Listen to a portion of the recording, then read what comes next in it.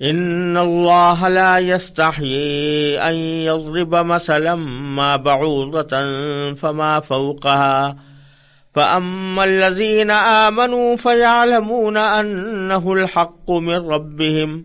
واما الذین کفروا فیقولون ماذا اراد اللہ بهذا مثلا یضل به کثیرا ویہدی به کثیرا وما يضل به إلا الفاسقين الذين ينقضون عهد الله من بعد ميثاقه ويقطعون ما أمر الله به أن يوصل ويفسدون في الأرض أولئك هم الخاسرون۔ یہ سورہ بقرہ کی 26ویں آیت ہے، اور اس کا ماقبل سے یعنی پہلے کے مضمون سے تعلق یہ ہے کہ اللہ تبارک و تعالی نے اسلام کے بنیادی عقائد بیان کرتے ہوئے توحید، رسالت اور آخرت تینوں کا اس سے پہلے ذکر کیا۔ اس میں سے رسالت کا ذکر کرتے ہوئے نبی کریم سرور دو عالم صلی اللہ علیہ وسلم کی نبوت کی ایک بڑی واضح دلیل یہ بیان فرمائی کہ اللہ تبارک و تعالی نے ان پر ایک ایسا کلام اتارا ہے جس کے بارے میں ساری دنیا کو یہ چیلنج دیا جا رہا ہے کہ وہ اس جیسا کوئی کلام بنا کر لے آئیں،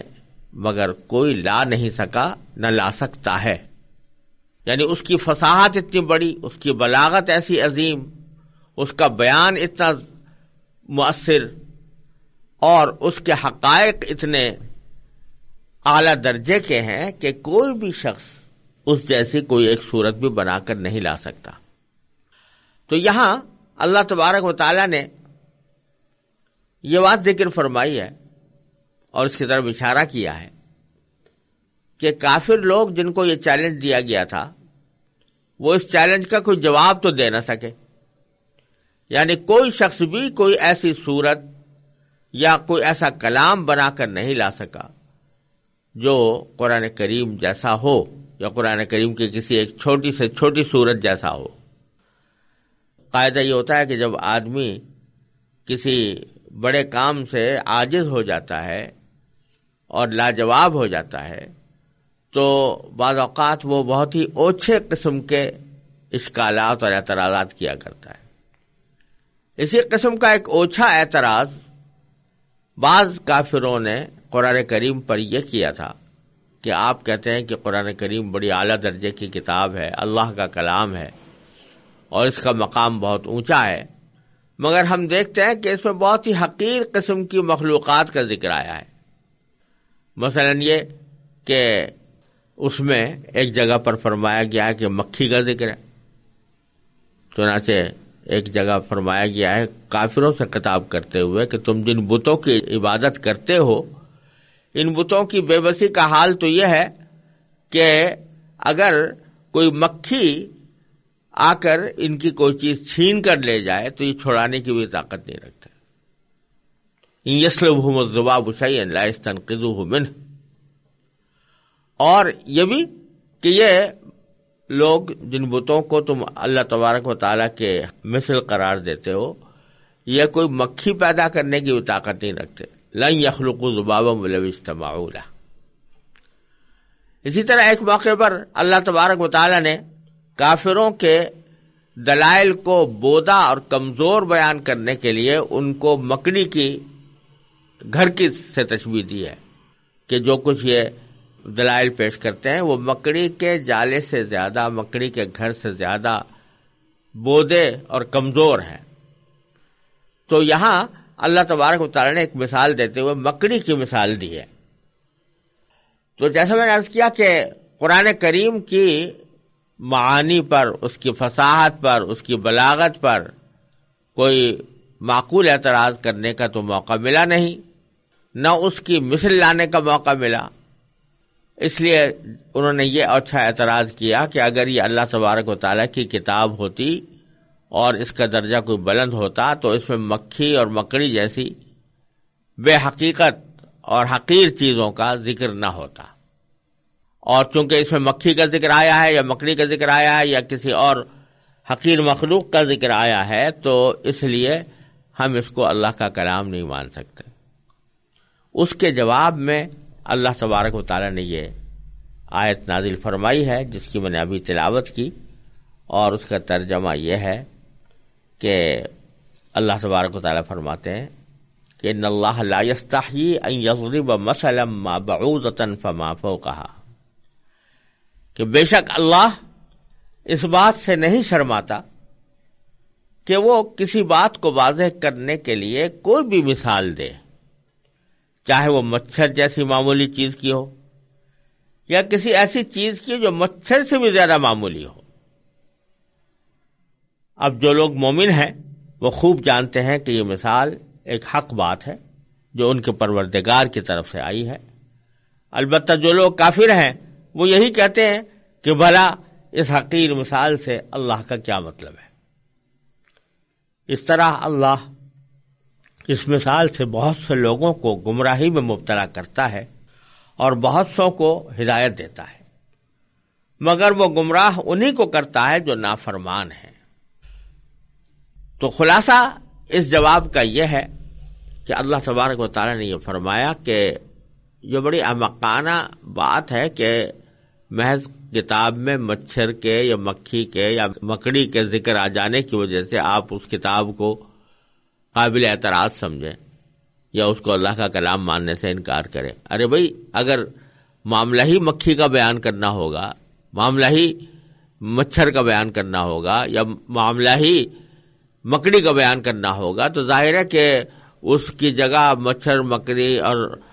مکھی کی جگہ کوئی اور شیر اور بھیڑیا تو نہیں کہا جائے گا۔ جب مثال دی جا رہی ہے کسی حقیر چیز کی تو حقیر چیز ہی مثال میں بیان کی جائے گی۔ یہ تو نہیں ہو سکتا کہ مثال تو دی جا رہی ہے حقیر چیز کی یا معمولی چیز کی، حقیر تو اللہ تعالیٰ کی کوئی بھی مخلوق نہیں ہے، لیکن معمولی کہہ سکتے ہیں، تو کسی معمولی چیز کی مثال دینا مقصود ہے اور اس کی جگہ آدمی کوئی بڑی مخلوق کی مثال دے دے، یہ تو اور زیادہ احمقانہ بات ہوگی۔ تو یہ اتنا احمقانہ اعتراض ہے کہ کوئی بھی سلیم الطبع انسان اس کو صحیح تسلیم نہیں کر سکتا۔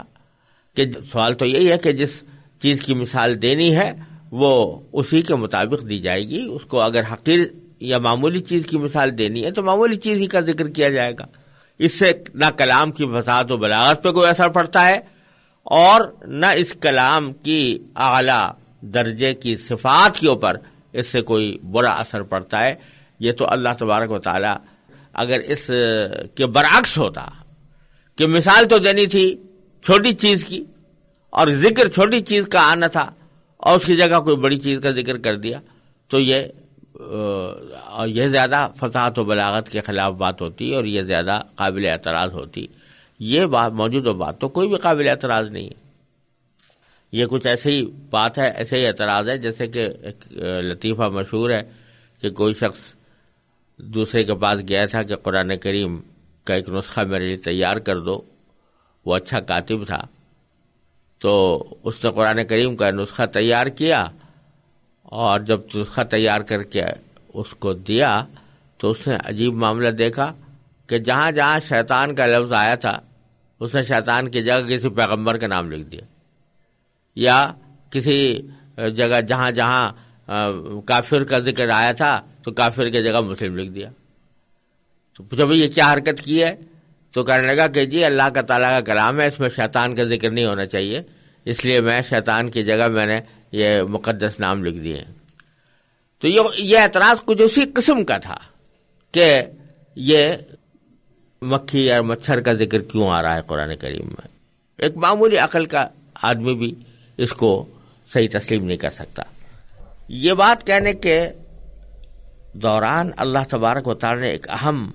مسئلہ یہ بیان فرمایا ہے کہ اللہ اس کے ذریعے بہت سے لوگوں کو گمراہی میں مبتلا کرتا ہے اور بہت سوں کو ہدایت دیتا ہے،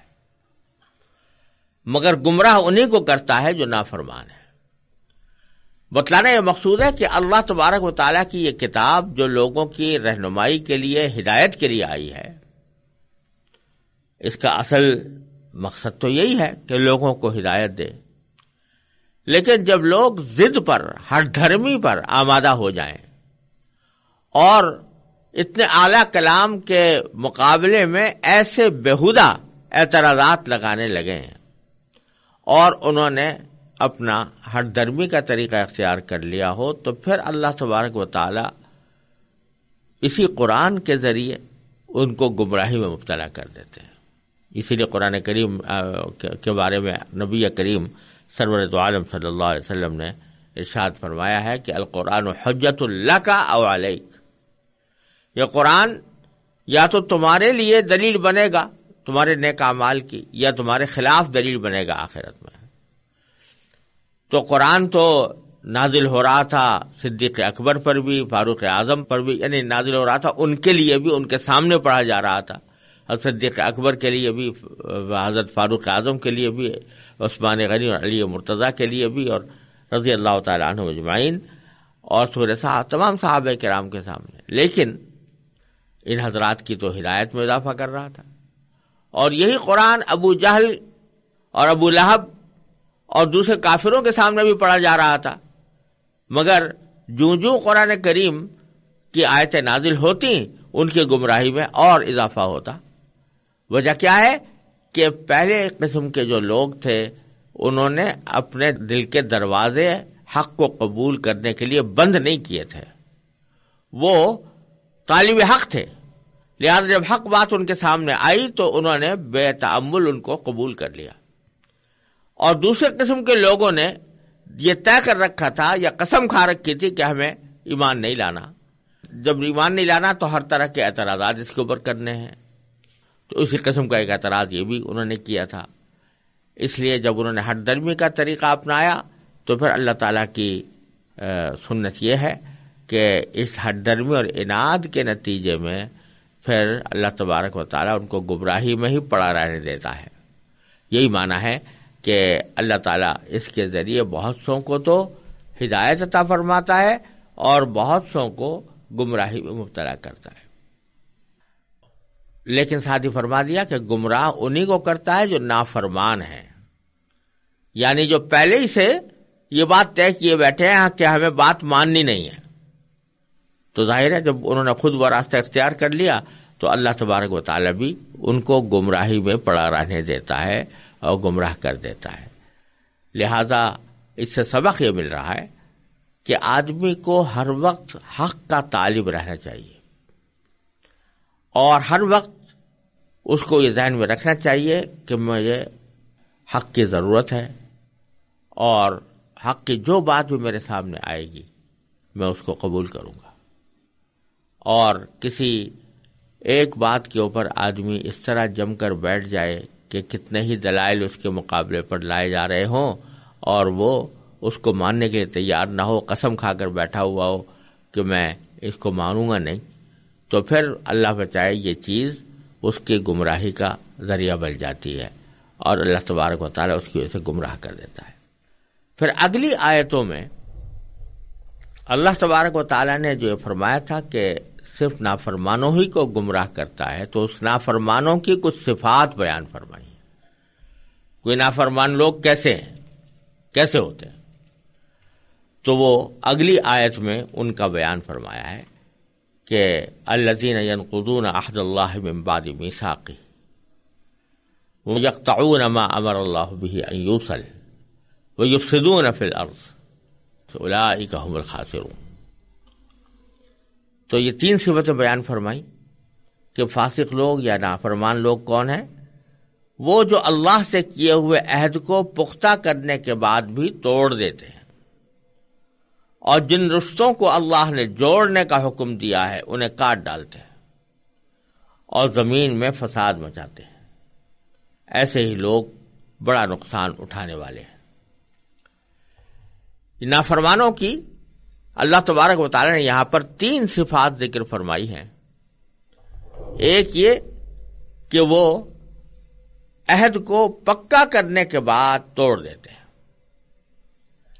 عہد سے یہاں پر کیا مراد ہے؟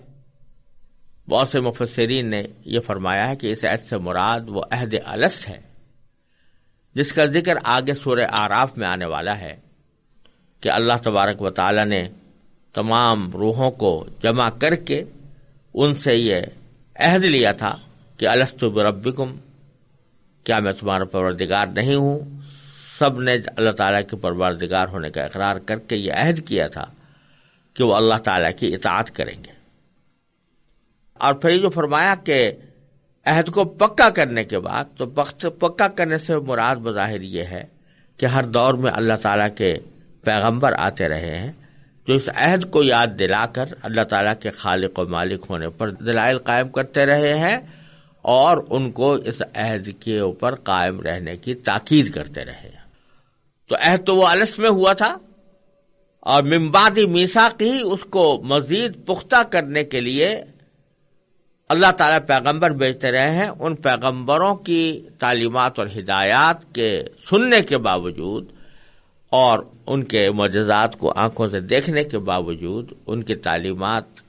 حاصل کرنے کے باوجود، یہ لوگ اس عہد کو توڑتے رہے ہیں اور اللہ تبارک و تعالیٰ سے جو عہد کیا تھا اس کا انہوں نے احترام نہیں کیا۔ اور اس عہد کی ایک اور تشریح بھی ممکن ہے، اور وہ یہ کہ اس سے مراد وہ عملی اور خاموش عہد ہے جس کو آج کل کی اصطلاح میں کہہ سکتے ہیں کہ ٹیسٹ کوویننٹ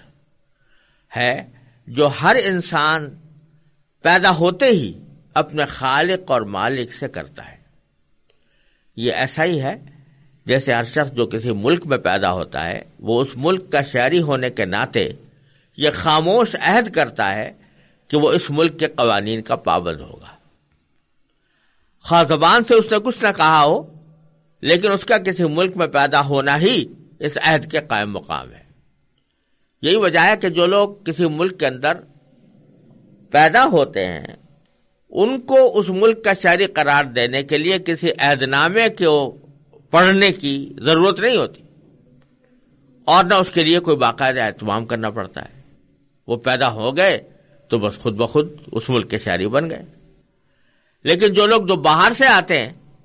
اور کسی ملک کی شہریت اختیار کرتے ہیں ان کو باقاعدہ ایک عہد نامہ کرنا پڑتا ہے، اس ملک کے ساتھ اس کی شرائط تسلیم کرنی پڑتی ہیں۔ تو اسی طرح جب ایک بندہ، ایک انسان پیدا ہوا اللہ تبارک و تعالیٰ کی کائنات میں، اس کی پیدا کی ہوئی کائنات میں، تو اس نے یہ خاموش عہد کر لیا کہ میں اس کائنات میں زندگی گزارتے ہوئے اپنے پیدا کرنے والے کی ہدایات کے مطابق رہوں گا اور اس کی تعلیمات پر عمل کروں گا۔ اس عہد کے لیے زبان سے کچھ کہنے کی ضرورت بھی نہیں۔ غالباً اسی وجہ سے اگلی آیت میں اللہ تعالیٰ نے فوراً یہ ارشاد فرمایا کہ تم اللہ تعالیٰ کے ساتھ کفر کا طرز عمل آخر کیسے اختیار کر لیتے ہو، حالانکہ تم بے جان تھے، اسی نے تمہیں زندگی بخشی۔ یعنی اگر ذرا غور کرو تو تنہا یہ بات کہ کسی نے تمہیں پیدا کیا ہے تمہاری طرف سے یہ عہد و پیمان ہے کہ تمہارے لیے اس کی نعمتوں کا اعتراف اور اس کے بتائے ہوئے طریقے پر چلنا لازمی ہوگا، ورنہ یہ کون سی عقل اور کون سے انصاف کا تقاضا ہے کہ پیدا تو اللہ تعالیٰ کرے اور فرمانبرداری اس کے بجائے کسی اور کی جائے۔ پھر اس خاموش عہد کو مزید پختہ کرنے سے مراد یہ ہے کہ اللہ تعالیٰ اپنے پیغمبروں کے ذریعے متواتر تمہیں اس عہد کی یاد دہانی کراتا رہا ہے، اور ان پیغمبروں نے وہ مضبوط دلائل تمہارے سامنے پیش کیے ہیں جن سے یہ عہد مزید پختہ ہو گیا ہے کہ انسان کو ہر معاملے میں اللہ تعالیٰ کی اطاعت کرنی ہے۔ تو ایک صفت تو ان نافرمانوں کی یہ بیان فرمائی گئی ہے کہ یہ عہد کو پختہ کرنے کے باوجود توڑ ڈالتے ہیں، یعنی اللہ تبارک و تعالیٰ سے جو عہد کیا تھا کہ ہم آپ کی اطاعت کریں گے تو اطاعت نہیں کرتے، اللہ تعالیٰ کے حکم کی نافرمانی کرتے۔ اور دوسری صفت یہ بیان فرمائی کہ وَيَقْطَعُونَ مَا أَمَرَ اللَّهُ بِهِ أَن يُوصَلَ، کہ اللہ تعالیٰ نے جن رشتوں کو جوڑنے کا حکم دیا ہے یہ اس کو کاٹ ڈالتے ہیں۔ اس سے مراد رشتہ داروں کے وہ حقوق پامال کرنا ہے جنہیں صلہ رحمی کہا جاتا ہے۔ یہاں اگر دیکھا جائے تو اللہ تعالیٰ نے ان کافروں کی 3 صفات بیان فرمائی ہیں. ایک یہ کہ وہ اللہ سے کیا ہوا عہد توڑتے ہیں، دوسرا یہ کہ وہ رشتہ داروں کے حقوق پامال کرتے ہیں، اور تیسرا یہ کہ زمین میں فساد مچاتے ہیں. ان میں سے پہلی چیز اللہ تعالیٰ کے حقوق سے متعلق ہے، یعنی نہ وہ اللہ تعالیٰ کے بارے میں وہ عقیدہ رکھتے ہیں جو رکھنا چاہیے، اور نہ اس کی وہ عبادت کرتے ہیں جو ان پر فرض ہے. اور دوسری اور تیسری چیز کا تعلق حقوق العباد سے ہے. اللہ تعالیٰ نے مختلف رشتوں کے جو حقوق مقرر فرمائے ہیں ان کی ٹھیک ٹھیک ادائیگی سے ہی ایک پاکیزہ معاشرہ وجود میں آتا ہے. اگر ان رشتوں کو کاٹ کر باپ بیٹے، بھائی بھائی، شوہر اور بیوی ایک دوسرے کے حقوق پامال کرنا شروع کر دیں تو وہ خاندانی نظام تباہ ہو جاتا ہے، جس پر ایک صحت مند تمدن کی بنیاد قائم ہوا کرتی ہے. لہذا اس کا لازمی نتیجہ زمین میں فساد کی صورت میں نکلتا ہے. اسی لیے قرآن کریم نے رشتوں کو کاٹنے اور زمین میں فساد مچانے کو سورہ محمد میں ایک ساتھ ملا کر ذکر فرمایا ہے. فَهَلْ عَصَيْتُمْ إِن تَوَلَّيْتُمْ أَن تُفْسِدُوا فِي الْأَرْضِ وَتُقَطِّعُوا أَرْحَامَكُمْ. تو اس طرح اللہ تبارک و تعالیٰ نے ان 3 صفات میں اس بات کی طرف اشارہ فرمایا ہے کہ یہ لوگ نہ تو حقوق اللہ ادا کرتے ہیں اور نہ حقوق العباد ادا کرتے ہیں، اور جو شخص حقوق اللہ اور حقوق العباد ادا نہ کرے وہ فساد مچانے والا ہے. یہ زمین میں فساد مچانا قرآن کریم نے متعدد مقامات پر ذکر کیا ہے، اور یہ ایک طرح سے اگر دیکھا جائے تو قرآن کریم کی ایک اصطلاح جیسی معلوم ہوتی ہے. زمین میں فساد مچانا یہ بہت سے معانی کے اندر آتا ہے، اس کے مصداقات بہت سارے ہیں، اور حقیقت اس کی یہ ہے کہ زمین اللہ تبارک و تعالیٰ کی پیدا کی ہوئی ہے، لہذا اس کا زمین کا اصل حق یہ ہے کہ اس زمین پر اللہ ہی کی عبادت کی جائے، اللہ ہی کے احکام پر عمل کیا جائے، اور اس زمین کے اندر اللہ تبارک و تعالیٰ کے بھیجے ہوئے پیغمبروں کی تعلیمات کو اپنا مشعل راہ بنایا جائے. اللہ تعالیٰ نے جن عبادتوں کو حکم دیا ہے وہ عبادتیں کی جائیں، جس طرح کے معاملات کرنے کا حکم دیا گیا ہے ویسے معاملات کیے جائیں، جیسے اخلاق اختیار کرنے کا حکم دیا گیا ہے ویسے اخلاق اختیار کیے جائیں. اگر زمین میں تمام انسان یہ کام کر رہے ہوں تو زمین کی پیدائش کا اصل مقصود حاصل ہو گیا. لیکن اگر کوئی شخص زمین کی پیدائش کے اس مقصد کی خلاف ورزی کرتا ہے، عبادت اللہ کی بجائے کسی اور کی کرتا ہے، اور معاملات میں حلال و حرام کی پرواہ نہیں کرتا، اللہ تبارک و تعالیٰ کے احکام کی رعایت نہیں رکھتا، اخلاق اس کے خراب ہیں، جن اخلاق کی اللہ اور اس کے رسول صلی اللہ علیہ وسلم نے تعلیم دی ہے وہ اخلاق اس نے اختیار نہیں کیے. معاشرت میں جن لوگوں کے ساتھ اللہ تبارک و تعالیٰ نے بھلائی کرنے کا حکم دیا ہے، مثلا والدین ہیں، بہن بھائی ہیں، رشتہ دار ہیں، ان کے ساتھ اس کے معاملات اچھے نہیں ہیں اور اخلاق اس کے خراب ہیں، تو یہ زمین کو استعمال جو کر رہا ہے وہ اس کے اصل مقصد میں استعمال نہیں کر رہا، بلکہ زمین کے مقصد کے خلاف اپنی زندگی گزار رہا ہے. اس لیے اس کا یہ عمل زمین میں فساد پھیلانا ہے. تو حقیقت میں عقائد، عبادات، معاملات، معاشرت، اخلاق، دین کے 5 شعبوں میں سے کسی شعبے کے اندر بھی اگر انسان غلط روش اختیار کرے، اور روش بھی ایسی غلط اختیار کرے جس کا نقصان دوسروں کو بھی پہنچے، تو وہ قرآن کریم کی اصطلاح میں فساد فی الارض ہے. لہذا یہاں پر اللہ تبارک و تعالیٰ کے حقوق اور بندوں کے حقوق دونوں کا ذکر کرنے کے بعد اللہ تبارک و تعالیٰ نے اس کو فرمایا کہ یہ فساد فی الارض کر رہے ہیں، کیونکہ زمین کو اللہ اور اللہ کے احکام کے مطابق جس مقصد کے تحت استعمال کرنا چاہیے تھا اس مقصد میں استعمال نہیں کر رہے، لہذا یہ فساد فی الارض ہے، یہ زمین میں فساد مچانے والے ہیں۔ پھر اللہ تبارک و تعالیٰ کا ایک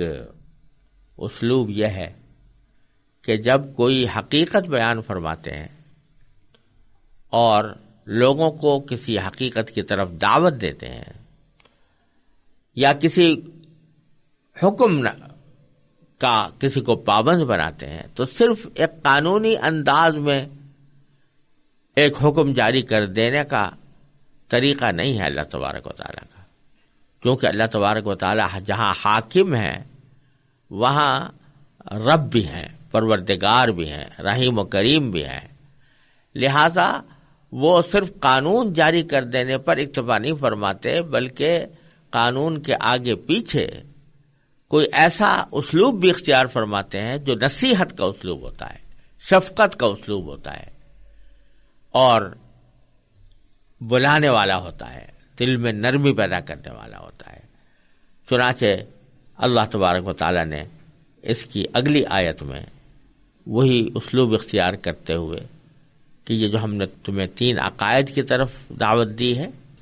ان کو سمجھو، عقل سے سمجھو اور ذرا غور کرو کہ اس کے خلاف جو تم نے راستہ اختیار کیا ہوا ہے